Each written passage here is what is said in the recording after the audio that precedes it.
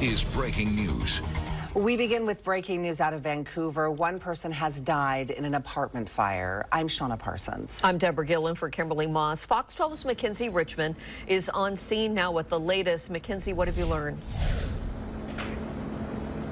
Again, as Shauna just mentioned, we just learned within the last 30 minutes or so at this point that one person has passed from the fire here at the Evergreen Point apartment complex in Vancouver. Vancouver Fire tells us they found the person while they were working to put out the fire here at the complex. At this time, there's no more information on their identity or if that person lived in the apartment that the fire started in. Also no information on how the fire started, but you can see there it is completely charred. We actually got some video from residents here. You can see the fire completely engulfing the third-story unit and billowing from the windows. This was around 3 this morning. Now, I've talked with about half a dozen people who live here, including the woman who lives in the unit right next door to the one the fire started in at the corner unit on that top floor. And she says that she woke up to the fire alarm and the sound of glass blowing out of the windows. Then she saw smoke in her room because she left her windows open overnight.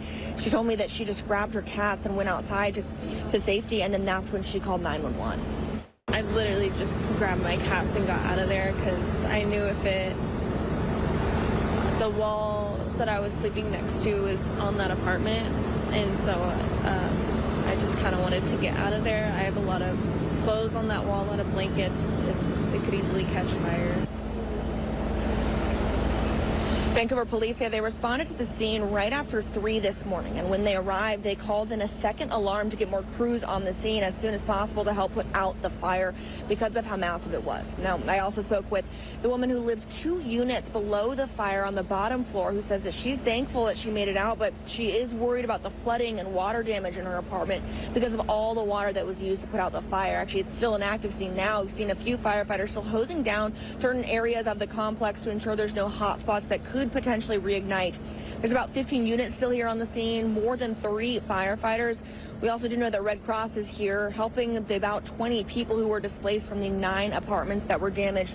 Of course, we'll be on the scene all morning here, bringing you the latest updates once we speak with fire officials on the scene and hopefully some more residents who experienced this tragedy this morning. But for now, I'll toss it back to the studio to look at traffic with Tony. Tony? Yeah, thanks, Kenzie. That apartment complex located at East 5th Street and South Blandford Drive in Vancouver. That's on the bluff just above SR 14, and it's really out of the main flow of traffic, so it shouldn't have a huge impact on the rush hour per se, but obviously those residents in that apartment complex will be affected. So stay alert if you're in and out of that area. There are still dozens of firefighters on scene there. Freeway